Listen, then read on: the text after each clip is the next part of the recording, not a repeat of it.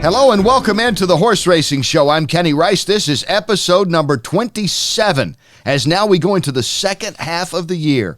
Wow, how it has gone by. And thank you again for tuning in, for subscribing and liking us on YouTube. Very important to get those YouTube numbers up. That is at least what they tell me. We have a fun show, an entertaining show each week, we believe. We hope you agree with that. Also on iTunes and on Google Play. Great guest we have today. Carl Nafzger, the Hall of Fame trainer, is going to be on. He won 2 Kentucky Derbies, Unbridled in 90, and in 2007 he won it with Street Sense. Also, Terence Collier is here. He is the senior announcer for Fasig Tipton sales. If you've ever been to a horse sale, it can get that feel of being at a sporting event. Those numbers start going up. It doesn't always have to be $1 million, but sometimes there'll be a back and forth. There'll be like 2 sellers, maybe 2 buyers, 3 buyers involved. And it goes ping pong around, and they're pointing to this guy and that guy. What is it? We got 250,000. Do we get 260? And it's really fun to watch. And so Terence will talk more about that, and Carl, of course, will talk about his career. He's an author now. He was a professional bull riding champ and a Hall of Fame trainer. We've never had a professional bull riding champ on before. So another first on this show. Always with us. On lead guitar in there is Scott Hall. Hello, Scott. Hello, Kenny. Ben Chaffins on bass. Hey, how's it going? Good. This is what we call foreshadowing. We might talk rock and roll later on. All right. Okay? And out here sharing the mic with me, our top researcher, Mr. Thomas Kenny. Hey, folks. Have you officially changed your first name to Mr. and informed your parents from now on they should call you Mr. instead of just Thomas? It's what I prefer, honestly.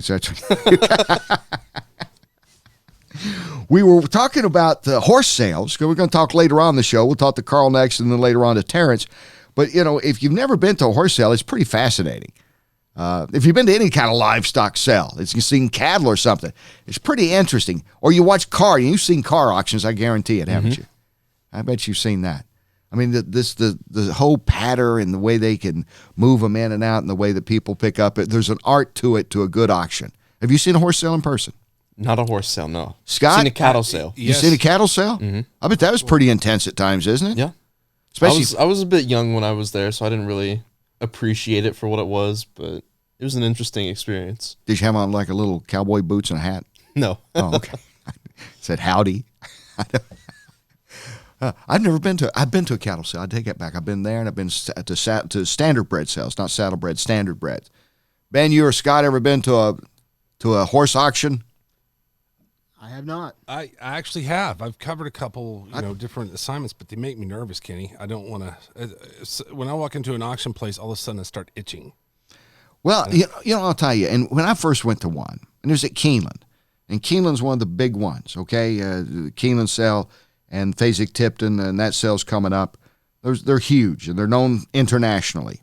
And Keeneland is the richest public thoroughbred auction in the world. The event they have in September each year. They used to have it in July. They have 2 days of select yearling sales, and it was nothing to see $1 million horse. Here's another $1 million horse.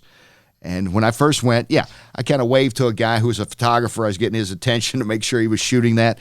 But they looked up there. And these guys know what's going on. They didn't say, hey, okay, you got a bid in. Now, I think if I'd have continued with that, they would have come up and said, hey, I was very young then. Hey, young fella, are you serious about this? And by the way, do you have a line of credit? Because they're not going to there's too much money on the line. There's a 5% take for all the auction houses. You know, if we put a horse in there and we sell it, we don't get all the money. You know, it's just like if you auction anything off, there's a cut. So they're not just going to randomly say, okay, yeah, you really want this horse? No, they're going to make sure. But you have been doing some research, Mr. Thomas Kenny. A little bit. And, there's been some pretty impressive numbers of horses that have sold at auction. Yeah. Of course, you've got the most expensive publicly auctioned horse in history, the Green Monkey. The Green Monkey. $16 million. That was at Fasig, Tipton, and Ocala, Florida, I believe. Mm-hmm.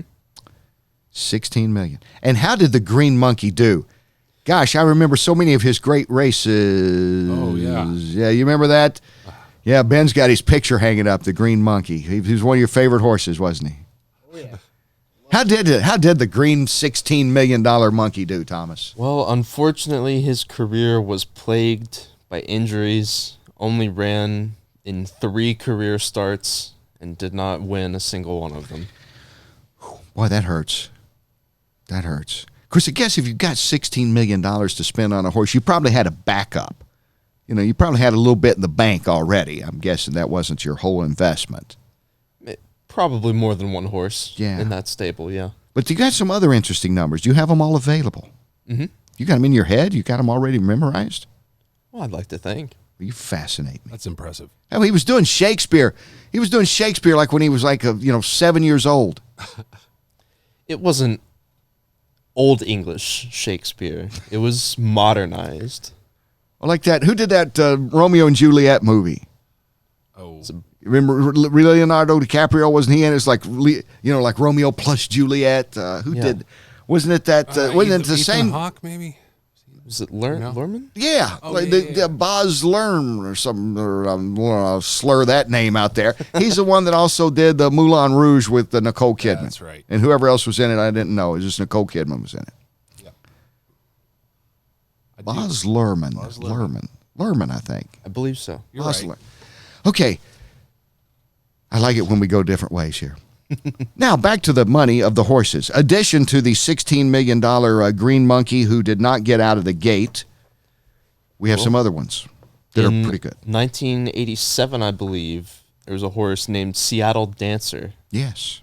that was sold for $13.1 million, which, when you account for inflation, today would have been sold for $30.5 million.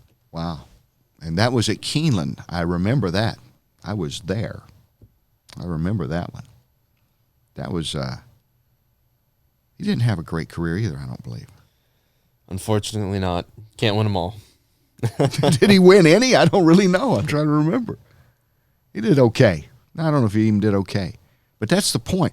That's what the real risk is in all this, is it's zero guarantee. Now, I can understand if you're like an art collector or you're a car collector and you spend a lot of money on it, that's going to be something for you. And at least you know it's there. It may not be that valuable to somebody else, but at least you know it's there.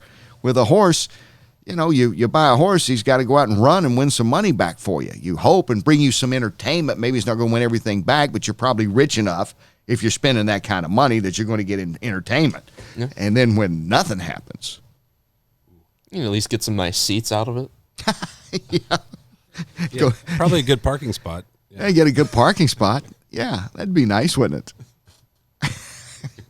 There were some others. I remember at Keeneland, there was a $10 million horse sold. Trying to think of the time. It was just a little bit before this $13 million one. And I'm not sure at that time. Seems like on their tote board, they did not have it ready to accommodate a 7 figures they had. They didn't have that 8th figure up there. Because nobody, he thought, hey, maybe have $5 million, $4 million. That was kind of my introduction to the national scene of horse racing, by the way, was an auction.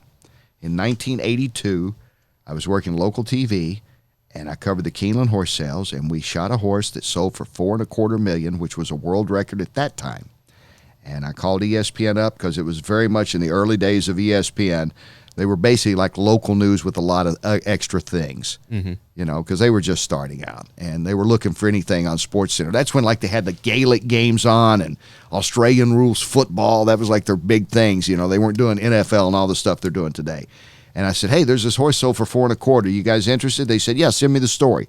So I sent them the story, and they used it on SportsCenter the next day. And they called me back and said, hey, how about a follow-up on how much money was spent, something like that? And I said, great. So I did another story. So within 3 days, I got 2 stories on SportsCenter. And then I got a call about a couple weeks later, and I was told that they were doing a weekly show, and me being based in Kentucky, I would probably fit right in. It was called Down the Stretch, and they needed a correspondent, and they were looking for stories on, blacksmiths and trainers and owners and consigners and veterinarians. And I said, hey, I think I can do this. And that's how I got into it, was kind of the horse sale. That actually was. That was my... Did you guys know that about me, or did you even care? I actually knew. You knew. I Scott remember. knew. Yeah. See, now, Thomas, you and Ben have no reason to buy my book. And to be honest, I have no reason to write that book. Because we do have some interesting guests coming up. Baz Luhrmann will join us, telling what it was like to work with Leonardo DiCaprio in... No, that's not true. That's another episode. That's another episode. But for real, coming up next, Hall of Fame trainer Carl Nafzger on his 2 Kentucky Derby wins, his new career now as an author and more, and later on, Terence Collier from Fasig, Tipton on what it's like to be there at a horse sale. And he was there when the Green Monkey sold. You're watching and listening to The Horse Racing Show.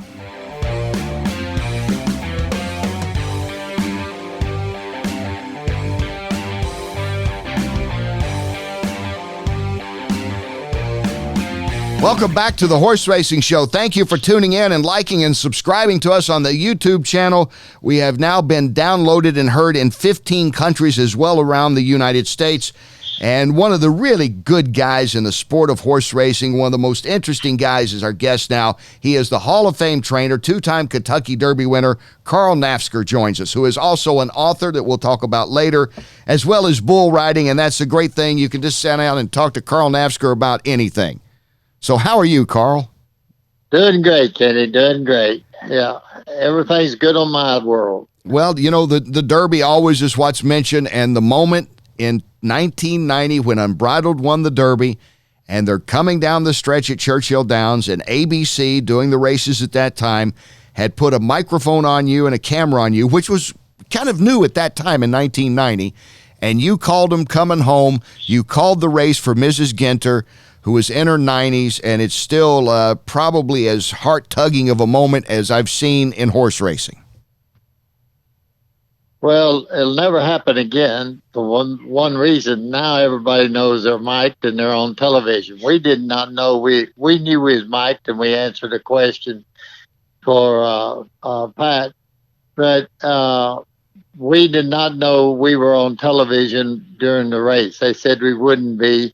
We didn't even know there was a camera there. Now everybody knows they're mic'd. So what happened that day was spontaneously what we felt at that time with Miss Genter, and that it just made a great scene where it was because, you know, Kenny, she was everybody's mother or grandmother, and she was a wonderful lady. She really was.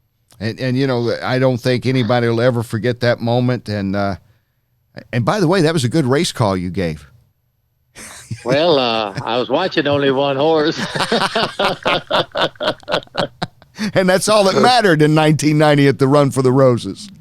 That's right. And it turned out great. And like I said before the Derby, they asked me about it. You know, they said, you know what? Because Unbridled was the first horse we ever ran in the Derby.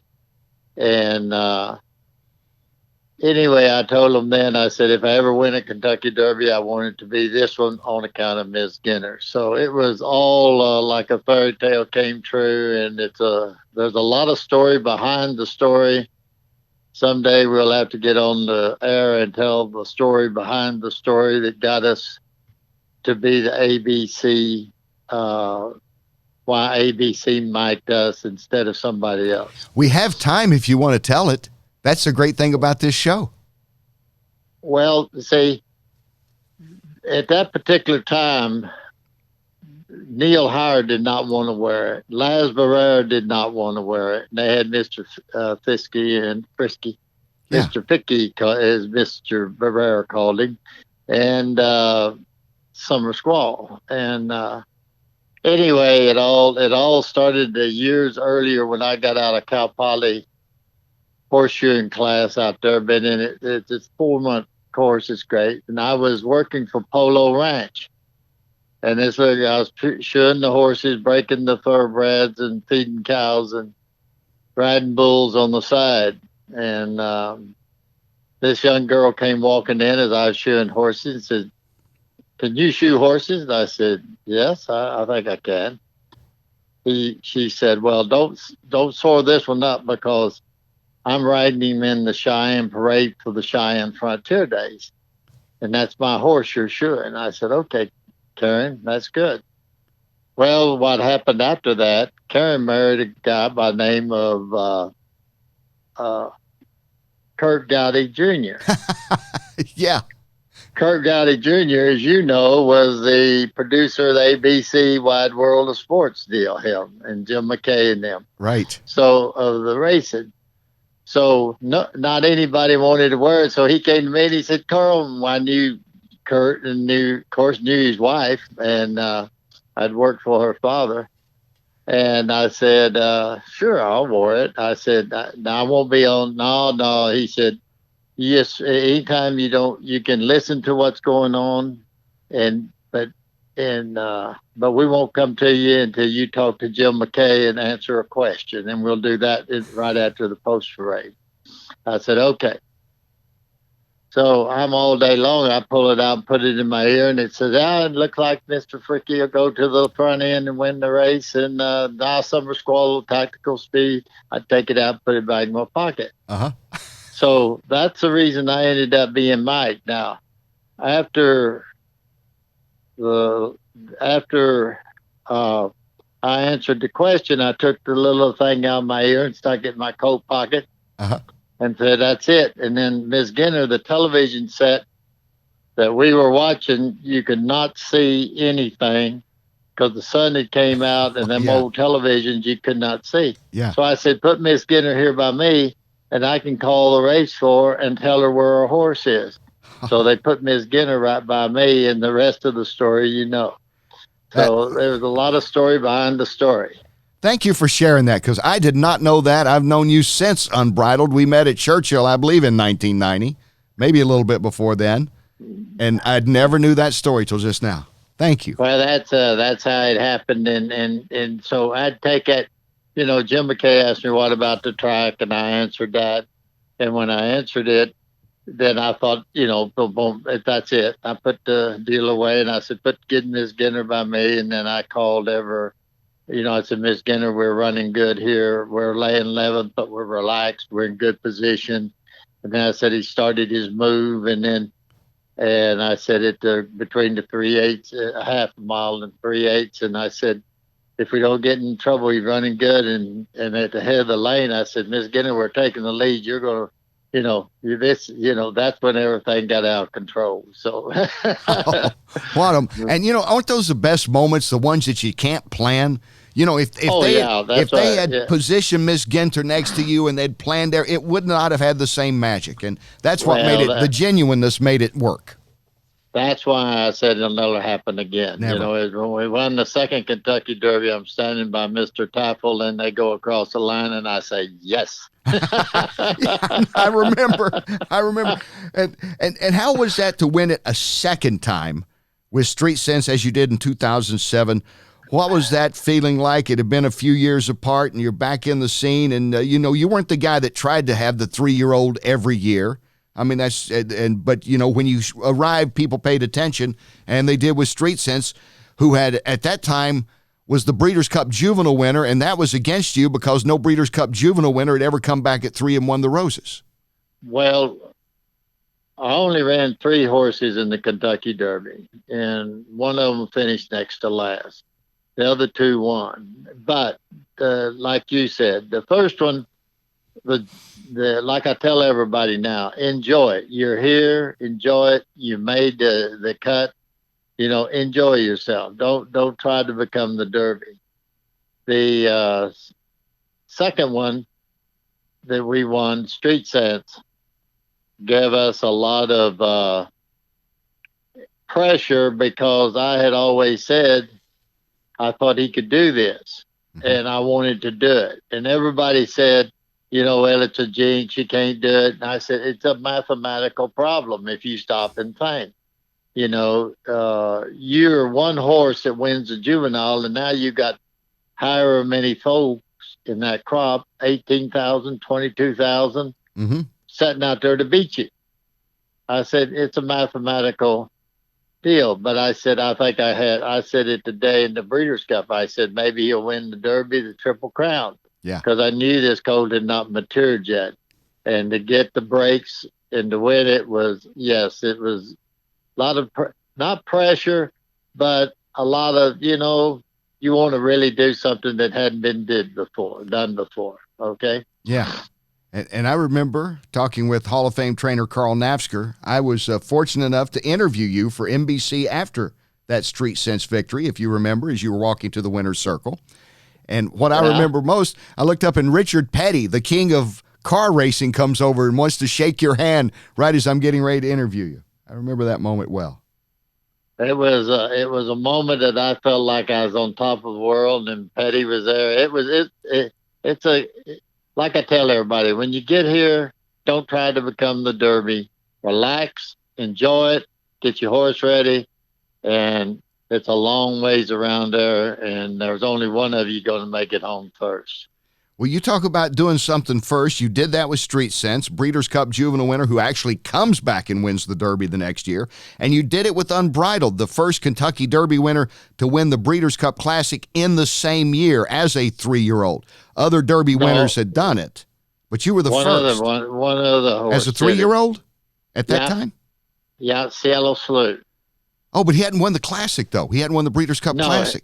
Yeah. No, maybe. Yeah, the Classic, yes. Yeah, you were the first because Ferdinand had won and Ali Sheeb had won, but they came back after their Derby. They were 4-year-old, but I think to this day it's you and, of course, American Pharaoh when he won the Triple Crown and also won the Classic. But, at that time, like the Derby winner was not considered a threat in the Breeders' Cup Classic to win it. The Derby winner in the same year, Carl, as a 3-year-old. And, as a 3-year-old. Yeah. And he was an unbelievable horse. He really was. We called him the gentle giant. Yeah. And he was very kind. He liked kids, had more kids on his back than he had jockeys. Yeah. And everybody, they switched around. Craig jumped off, rode Smile. Everybody was jumping. Pat Day was committed to Summer Squall. I'm talking about every race, different things. Right. Ended up, Pat Day got on him then again for the Breeders' Cup Classic. And I tell you, Pat had the perfect style for him, patience, timing, and would keep him out of trouble where he never would have to check him, and the horse would do the rest as he built momentum. Yeah. So the man from Plainview, Texas, who is a professional bull rider by trade, it looked like at one time, and a champion bull rider who actually is in the Pro Bull Riders Heroes Legend Celebration Ring of Honor, which if you followed bull riding, and I did for a bit, it's a big deal. That's Carl Nafzger. So how do you go from being a bull riding champ to a 2-time Hall of Fame winning trainer, 2-time Derby winner, Carl? Well, there's a lot of similarities there, and if you stop and think about it, Kenny, you're both working with animals, and animals have a very unpredictable nature, and I worked with animals all my life, but animals are very honest about what they do and how they do it, and the rodeoing, I was a member of the PRCA now. It used to be the RCA, now it's PRCA. Mm-hmm. And we had about 700 sanctioned rodeos, and as long as you was in good standings, you could go anywhere you wanted to over those 700. And racing's the same. There's lots of racetracks. You can chart your own courses and how you want to go. A shed row is your domain. Mm-hmm. You can either make it or you can break it. You can show up every day and do your work, or you can just, I'll talk my way through or mess around and not do it, But rodeo in the same way, you can ride pretty good on them bar stools, but at night when you got crawled down in that chute, that's a whole different world. Training, everybody can outrun everybody, and everybody can train a good horse. But when you have to go out there day after day after day and grind through the mud, the beauty part, the old part, the down, the adversity, that's another game. Okay? Yeah, I know. It's a whole, what always amazed me is a lot of sports I can understand the origins. I can understand like in a horse race, I can see the day where like a couple of cowboys, I'm talking about Old West days, said, I bet my horse can outrun yours. Or, go back to Europe. I can see where he said, I think I have the fastest horse, just our competitive nature. But for the life of me, I still haven't figured out who was the first guy to say, hey, see that bull over there? I bet you can't jump on his back for 8 seconds. Well, just a bunch of cowboys trying to probably show off a bunch of cowgirls. Okay. It always seems to come back, doesn't it? It seems to be that way in every sport. Yeah. But rodeoing and the real similarity between rodeoing and being a horse trainer is that both situations are up to you. You can either make it, take care of it, or you can fail at it. It's your egg. You do whatever you want to with it, and that was a big drawing card. Was the independence of it was my ball game. I could make it, break it, and Wanda and I we were very fortunate, as you know, in 1981, Neighborhood came to me in 82. That's when the Tartan horses and the Genter horses came into the barn, and that's when I went from Carl Who to Carl Says. Okay. Yeah. I remember those days. I also remember you on ABC Wide World of Sports in bull riding, because remember I did a story on you and your wife Wanda right about the time, and ABC. I was working for an ABC affiliate at that time, and I was able to get through them a Wide World of Sports, old black and white of you charging out of the gate on a 2,000-pound bull, and that's when Jim McKay first met Jim McKay. That was the Eldorado days at Las Vegas, Nevada, 1963. Now that puts some dates on there, doesn't it? That does.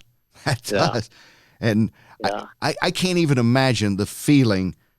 And I've been up close enough when I was calling. Actually, I called the PBR for NBC for about 3 years, and worked with the legendary cowboy Ty Murray on these calls. And it's just always amazed me at the force those bulls come out. And I've been at the starting gate, and I've seen horse races and seen big breaks, and the excitement, and you feel the power of the horse coming out. But that 2,000-pound bull goes out there, and you don't know what direction he's going in. At least with a horse, you have an idea. You're going to try to steer him in a certain way, but I'm still amazed that you just kind of have to adapt to the bull, I guess, don't you? Well, it's it's like anything. There's a lot of things beneath the surface that these guys are athletes. Or you got to have strength in the way, but you got to have balance. You got to have a lot of rhythm. It's a lot of experience and a lot of love if you want to ride bulls. Yeah. Yeah, I was going to say, because you get a lot of broken bones. Do you ever get hurt really bad? I think an injury's why you retired. Is that correct, I think? Well, it was part of it. I got a compound fracture in my left leg, and I got a rod from my knee to my ankle down. But time runs out. You're an athlete when you're a bull rider. When you're a jockey, you're an athlete. When you're a football player, you're an athlete in pros. And time don't stop. It keeps ticking, and you better be smart enough to realize when the kids coming along behind you are better than you are. Okay. Well, are you like semi-retired now? What is the official status of Hall of Fame trainer Carl Nafzger? I'm starting on my third career, Kenny. You're writing a book. Well, I wrote books, but my third career is I've written 2 books, and we're doing a rewrite on Traits of a Winner now, a book of why. I wrote a book, Traits of a Winner. Yeah. Then the next one was called Why. Yeah, discovering your essence is important for a life of meaning, which is not about just how to train a horse like the first very good book, Traits of a Winner, is. So and the third book is going to be where do you and the horse, where does a horse teach you and you teach a horse? That's the essence of what this book's going to be. Wow. And, but my real third career is writing, and my fourth career that I'm doing really good in, is second guessing, and I'm really doing good at it. That's the easiest career I got into yet. Oh, it's the best. You'll be down there on the rails hollering at the jockeys next time I see you, won't you? No, I'll wait till the race is over, and then I tell everybody, they say, what do you do? And I said, well, if Ian wins, I don't say a word. If he loses, I tell him everything he did wrong.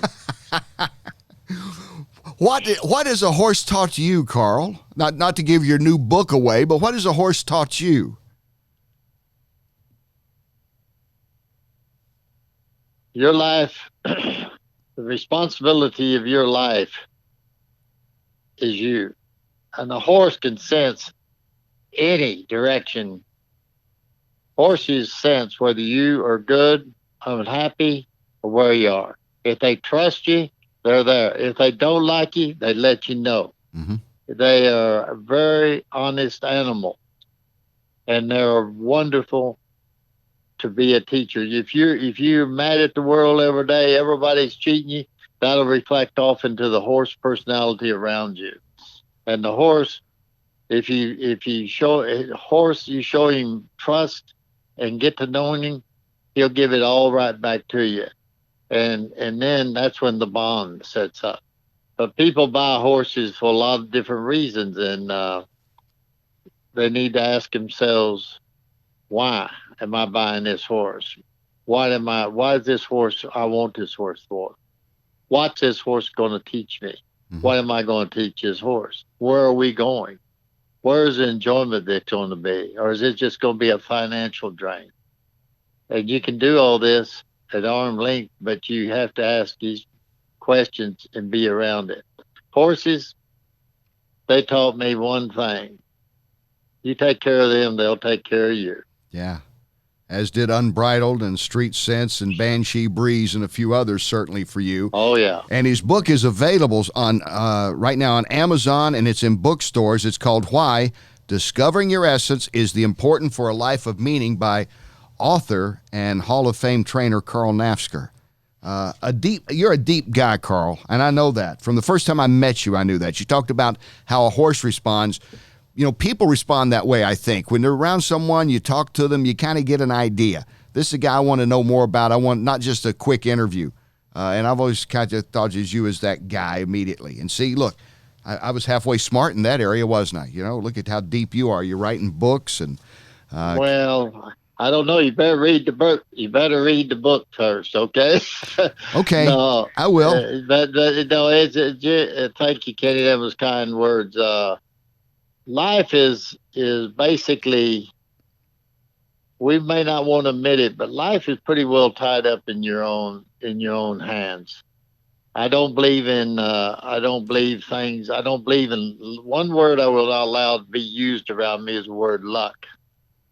Luck is just a very bad word for failure. And it's I think Lucas got it about as good as anybody. The harder I work, the the luckier I get. And you don't have to work hard, but do what be a success in life. Do what you love. If you do what you love, you cannot fail, because you will succeed. And then you might do what you think you love, and you might realize this is not what I love. You didn't fail. Yeah. That's a success. You learned something. Now go out and do this other thing you think you love. Right. And love and success is not measured by wealth or anything. It's measured by your outlook on life.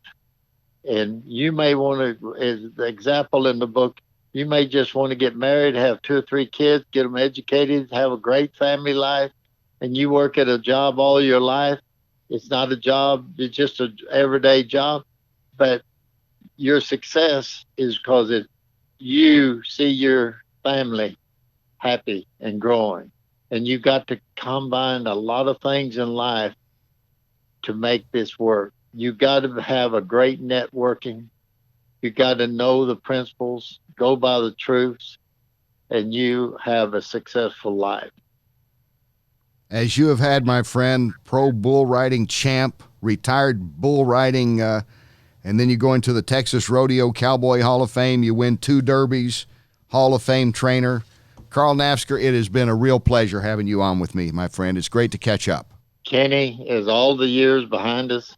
Yeah. Thank you, and it's been great being part of it, and I wouldn't trade it for $1 million. Well, listen, we got to get you back and go buy that book, Why. It's on Amazon right now. Everything's on Amazon. Check it out, Why by Carl Nafzger.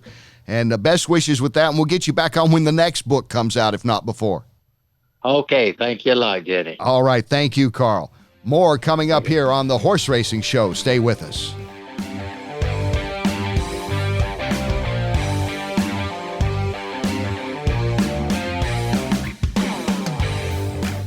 Welcome back to the Horse Racing Show. I'm Kenny Rice. Thank you for tuning in this week. Thank you for liking us and subscribing. Very important to subscribe on the YouTube channel. Also listening to us on iTunes and Google Play. We were talking earlier about horse sales. There's no guarantee. The most money you spend will guarantee a winner. Therein the beauty and sometimes the frustration of it all. If you've ever been to a horse sale, it does have that feel like you're at a sporting event, especially when the numbers start going up and you see 2 or 3 people bidding against each other. The man that is the master of setting the stage for this is the senior sales announcer for Fasig Tipton. He'll be there at the Saratoga sale, their big sale coming up on August 5th and 6th, and then their New York bred sale 11th and 12th up at Saratoga. He is my friend Terence Collier. Terence, welcome in. Well, good morning, Kenny. How are you? I'm good, thanks. You know, I've enjoyed going to horse sales for many years, and actually one of the things that got me into becoming interested in horse racing was going to horse sales. I remember meeting you years ago, and it just always fascinates me, the excitement when a big sale is going on. Does it still feel that way to you? Well, the day it doesn't, I'm afraid I'm going to have to give it up because it has been one of the most exciting things that I've been able to do in my career.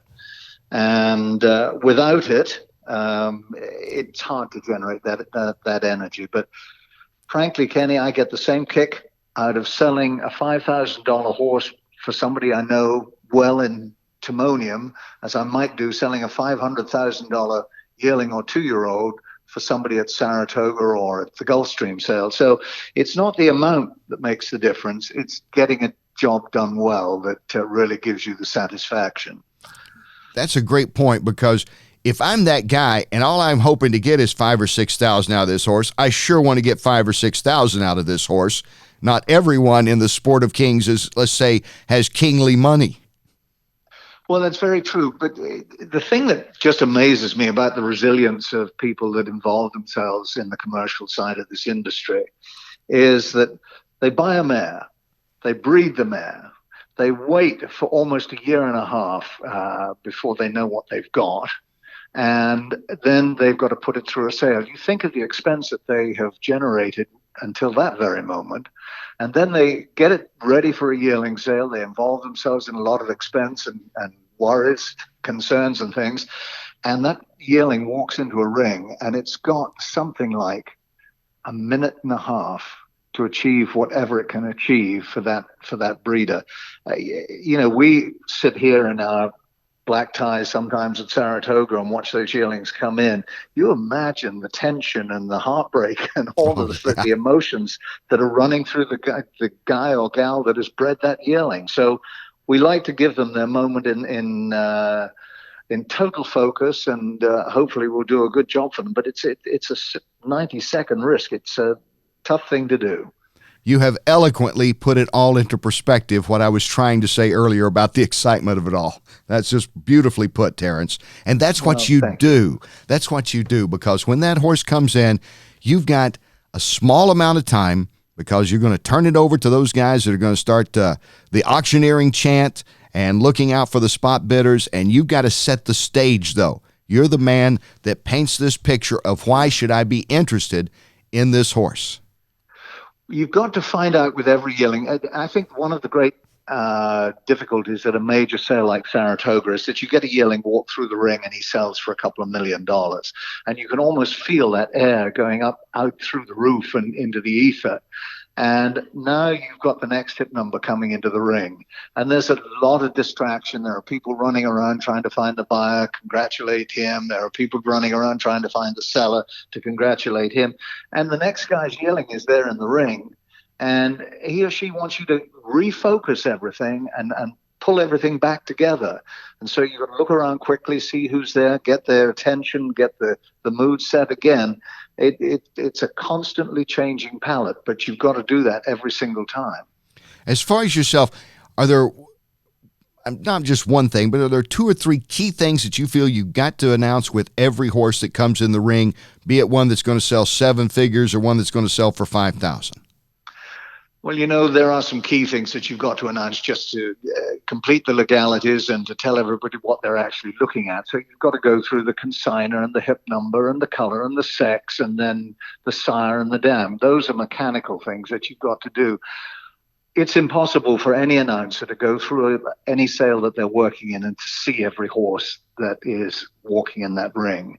I do that for most of our selected sales, and particularly like Saratoga, so that you've got a better idea of what type of Rolls Royce or what type of Ferrari that you're offering at that particular time. But after a lot of years, you get a very good idea just from the moment that horse walks in, how its presence in that ring is going to affect your ability and the auctioneer's ability to get a good job done. They are all individual personalities, and you've got to be able to find that quickly, because there's always going to be a buyer at a certain level for a horse that has those attractive qualities to them that will draw the buyer's attention. So if you can pick up on that, that's what you've got to draw their attention to. I remember old Ralph Rettler, who was a master auctioneer for Fasig Tipton many years ago.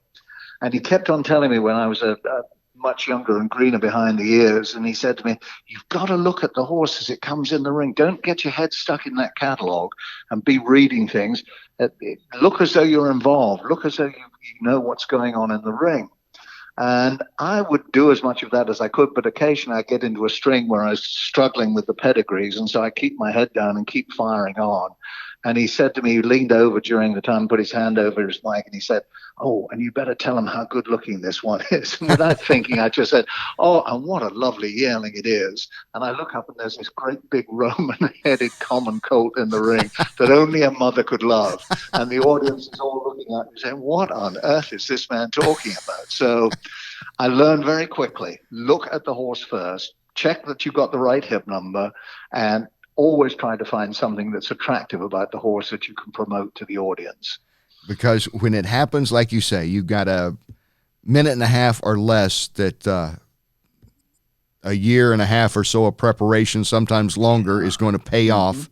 Absolutely. How much, when do you feel, is there a code in there? Because I know sometimes if the bidding is kind of stuck, or is not going as quickly, and the number isn't moving up like people thought or was hoping, that you will interject again. The auctioneer will take just a slight break, and you've got maybe a 10-second window to throw something else at them.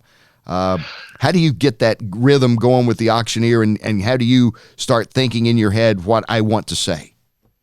Kenny, it's not so much getting the rhythm going. It's not interrupting the rhythm of the auctioneer. Okay. If I find that he's getting to where he's got to be quickly, then you don't worry about it. But the auctioneers are so experienced at this game that they will move that process as appropriately as it needs to move towards the reserve price or towards the value of that horse. And the worst thing you can do is to break in out of a sense of desperation halfway through that rhythm, and you can sense the frustration in the audience. You've broken in, you've broken that rhythm, and you don't have the right thing to say at that point. You've got to, in this time where we have to move these horses through the ring fairly rapidly, but B, it would be like a band leader being broken into halfway through a climax in one of his tunes. So you have to resist that temptation. When it is close and you don't feel like it's going to move over, again, it's probably not worth breaking in. But when you get close and you feel that that buyer could be nudged and just needs a little time to regroup and get a little more Dutch courage to make the next bid, that's when the auctioneer and the announcer know that it's time to move in. And, when you work with these guys for a long time and they are absolute masters of their profession, you develop a knowledge of if they're struggling, if the horse is struggling, if the buyer is struggling, and then and only then do you break in and try to push somebody to the next level just to get the job done. We're talking with Terence Collier, the senior sales announcer for Fasig Tipton. He's as good as it gets, always smooth, always seems to have the right word at the right time. And if you have a chance to go to, the Saratoga sale coming up at Fasig Tipton, or if you have a chance to see a horse auction, stay in the back. Don't get in anybody's way, but I think it's a fascinating thing to see. I think if you're a horse player, you enjoy the sport, you would enjoy coming to the auction. I mean, I hope I don't want to flood the crowd there, Terence, where you say, hey, you got to leave, we're shutting the door. But, I think people like it. Far from it. And I'd just like to add a compliment to my old friend Kenny Rice, too. I think you bring that same degree of professionalism to everything that you do on television, and you add an air of positiveness at any stage of your interview. So congratulations to you, and thank you for sending those people to Saratoga. And let's go up there, as the Eagles sang, and hell freezes over, and kick a little ass. Well, speaking of, Terence, I want to put you on the spot a little bit here. Can you name this tune?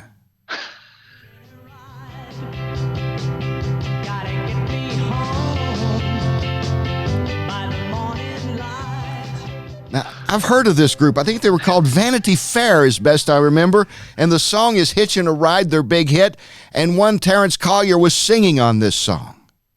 Well, Kenny, you pointed this out to me many times, and I hope I've corrected you equally. I know, but I always like to just throw it out there. Well, it was a wonderful part of my life, and I enjoyed it tremendously. And I did sing that song in a I guess, a demo disc that eventually got recorded by a different group of people. But Hitching a Ride was when I was about 19 years old, newly out of school, in the Navy, and it got released on the West Coast and did a little better than everybody thought it would do. It was actually going to be the B-side, and the A-side was a song called We All Live for the Sun. But it took off, and Hitching a Ride did quite well. You know, in those days, a record would stay in the hit parade for any number of weeks, not these days. But it hung around for a while, and it got known, and now I'm known as one of the golden oldies. Well, there you see the young boy from Kent, England, making good as a rock and roller, no matter how briefly, even on a demo, to get it going, to get it to where it was. And during this time, though, you met some interesting cats. I believe weren't you still with the group when they let in for the Animals? The Animals, the Yardbirds, the Stones. We were all down from the southeast of England, and we were just down the road from where the Rolling Stones all grew up. The Animals were a bit further away from home. They were North England boys, but Eric Burden sensed my awe when I walked onto the stage, and it was before the show started, and he said to us, look, your equipment is probably not going to fill this hall, but you guys can just plug into what we've got. Well, we'd never been given an opportunity like that, and Eric was supping on a Guinness out of a bottle, and he said, here we are, this will get your throat going, right? So on we went and opened for one of the opening groups for the Animals. It was a great thrill. Oh, I mean, that's like you're talking Rock and Roll Hall of Fame stuff now. Did you ever get to meet Mick and Keith, Bill Wyman, Charlie Watts, any of those guys? I mean, strangely enough, I met Mick in the airport building at Nassau Airport when they were on the way to a recording studio down there somewhere.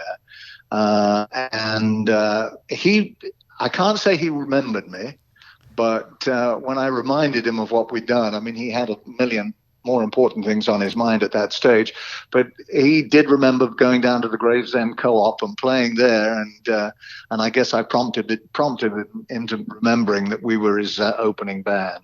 Yeah, that was such a magical time in all of rock and roll history. I still don't think, you go the 60s especially, and the whole British invasion, and I don't think there's been a more magical time. I guess you could say Chuck Berry and Bill Haley, and obviously leading into Elvis and Carl Perkins and all that, Little Richard, but that carried on and just really made it explode all over the world.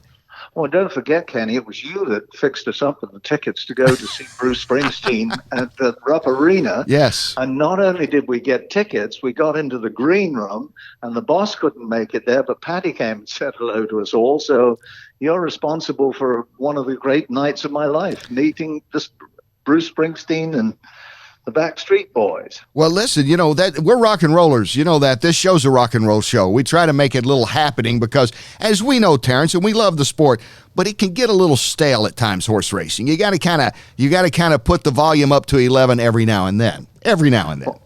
That's going to happen at Saratoga on August the 5th and 6th for me, and I know it'll happen several times for you during the meet, so very much looking forward to it. What I remember most about the Springsteen concert was looking down there. You and our good friend Dennis Lynch were sitting up there, and Billy Rappaport, and we've got these good seats, and we're looking down there, and my friend Terence Collier, the old rock and roller that he is, from Vanity Fair days, from leading in for the Animal days, to being a premier sales announcer, is in the mosh pit grooving, and we were just fascinated. You were like the hit. You were like the hit down there. You quickly became the king. They all gathered around you, I noticed.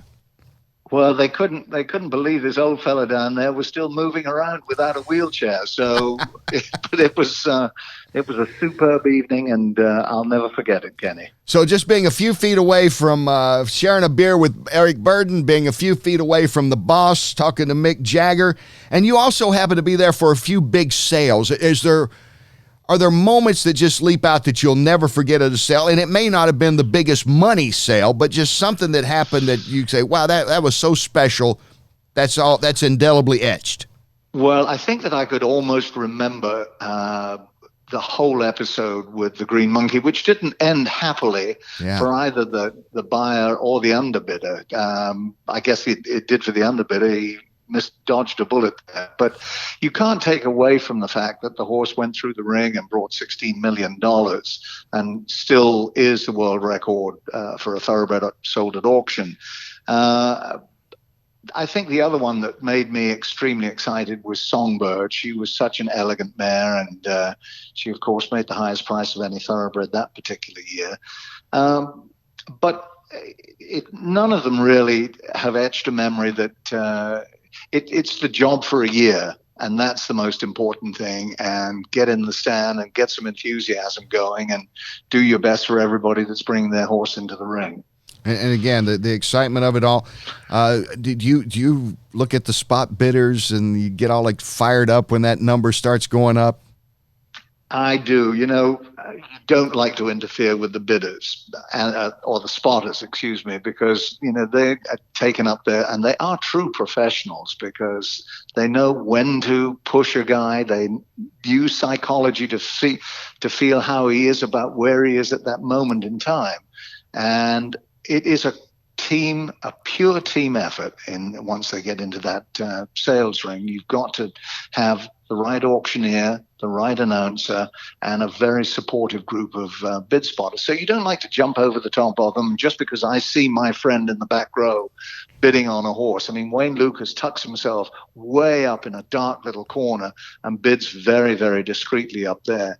And it's tough for that bid spotter from where he is to see everything that's going on in his section. And Wayne and I have had a relationship that goes back a long way, and he'll look at me and he'll just literally raise a little finger by the side of his glasses. So I have to step in and take his bid, and then the bid spotter will look around at me and say, what on earth are you doing? You're in my territory. Watch out. And I'll just lean over and say, Wayne, back row.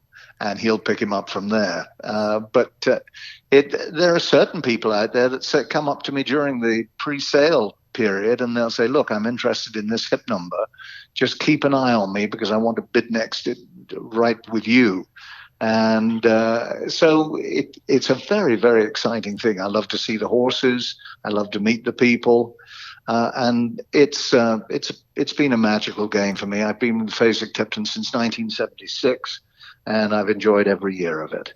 And Terence, you made a good point there when I tell people they should come out to see an auction, and especially if you're going to be in the Saratoga area, which is beautiful this time of year. The Fasig Tipton sale coming up the 5th and 6th, and then the New York bred sale 11th and 12th. And it's not a deal where, as you mentioned about Wayne and the subtlety of not just he, but several other of the people bidding because it's serious business for them. I don't remember ever hearing a story, maybe in some smaller deal, I don't know, where some guy just went in and threw his hand up to scratch his nose and suddenly he bought $1 million horse. It doesn't work that way. Like you say, these guys are professional. They really know who the players are. You're not just going to walk in off the street.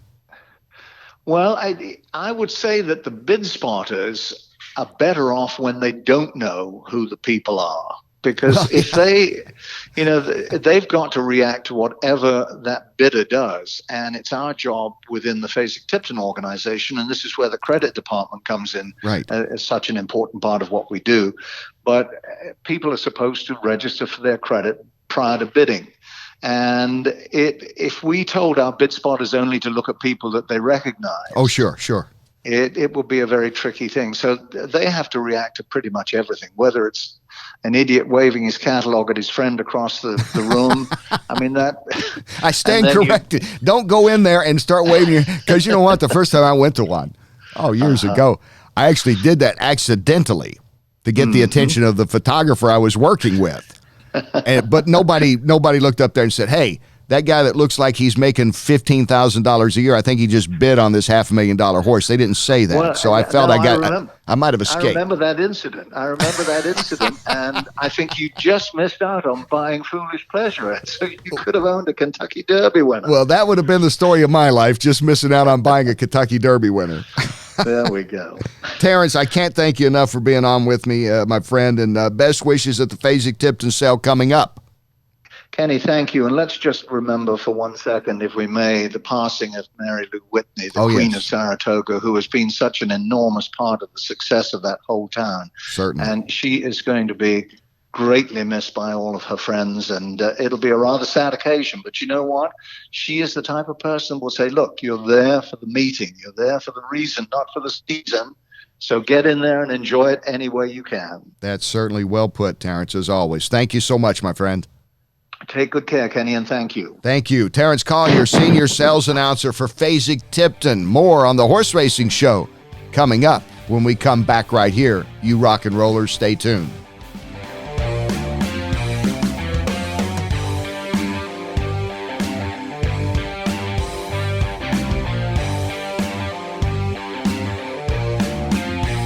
Welcome back to the Horse Racing Show. Thank you for tuning in again this week. Episode number 27.